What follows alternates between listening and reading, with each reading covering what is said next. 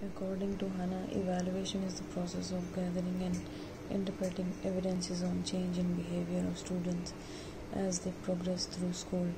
अब इवैल्यूएशन एक प्रोसेस है जो कि कॉन्टिन्यूस प्रोसेस है, और जब एक बच्चा स्कूल में जाता है तो उसके बिहेवियर जो चेंजेस होते हैं या बिहेवियर में जो चेंजेस आते हैं from the time of admission, जब तक वो नेक्स्ट क्लास में जाता है तो उसके बिहेवियर में जो भी चेंजेस आए थ्रू आउट, वो चेंजेस हम इवैल्यूएशन में मेजर कर सकते हैं.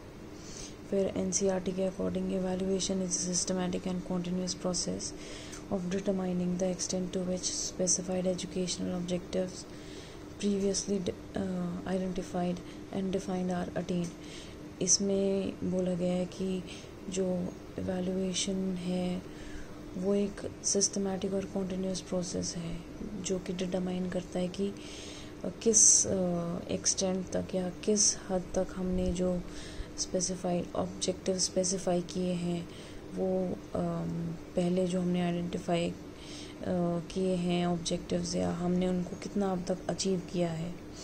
फिर सेकंड में बोलता है कि the effectiveness of the learning experiences provided in the classroom, कि जो हमने लर्निंग एक्सपीरियंसेस या टीचर ने जो पढ़ाया है क्लास में उसका कितना इफ़ेक्ट हुआ है क्लास में, बच्चों को समझ आया है या नहीं आया है. फिर थर्ड में बोलता है कि how well the goals of education have been accomplished. अब थर्ड वाला जो होता है गोल, उसमें इवैल्यूएशन प्रोसेस में क्या होता है कि वो डिटरमिन करता है कि हमने जो गोल्स सेट किए थे एजुकेशन के वो अकम्प्लिश हुए हैं अभी तक या नहीं हुए हैं. अब इवैल्यूएशन के एम्स एंड ऑब्जेक्टिव्स क्या क्या हैं.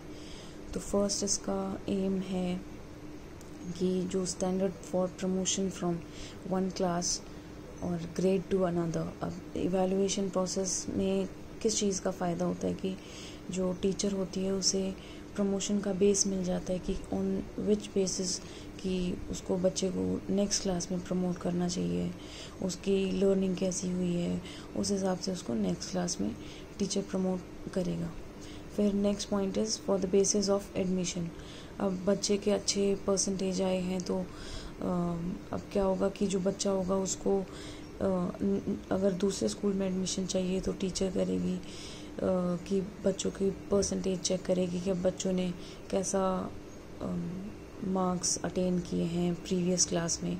तो on the basis of that उसका नेक्स्ट स्कूल में एडमिशन हो जाएगा कि उसकी अच्छी परसेंटेज आई है या वो एवरेज है बच्चा, तो उसको on the basis of that उसका नेक्स्ट क्लास में भी एडमिशन हो जाता है, और अगर हम दूसरे स्कूल में एडमिशन लेना चाहें तो वो भी हो जाता है. अब इवैल्यूएशन से थर्ड क्या होगा कि आइडेंटिफिकेशन ऑफ स्टूडेंट्स नीड्स. अब स्टूडेंट की नीड्स क्या क्या हैं. अगर बच्चे को सपोज़ समझ नहीं आया है तो टेक्निक को ये आइडेंटिफाई करना होगा कि बच्चे को क्यों नहीं समझ में आया है, कि या बच्चे की नीड्स क्या क्या हैं. उसके लिए टीचर को कि कौन सी टेक्निक या ऑब्जेक्टिव एड्स कौन से यूज़ करने हैं, और बच्चे के कौन से टीचर ने सपोज़ पर्सनलाइज्ड ऑब्जेक्टिव सेट किए हैं तो वो अचीव हो रहे हैं या नहीं, ये भी इवैल्यूएशन के थ्रू हमें पता चलता है. Fourth point is guidance.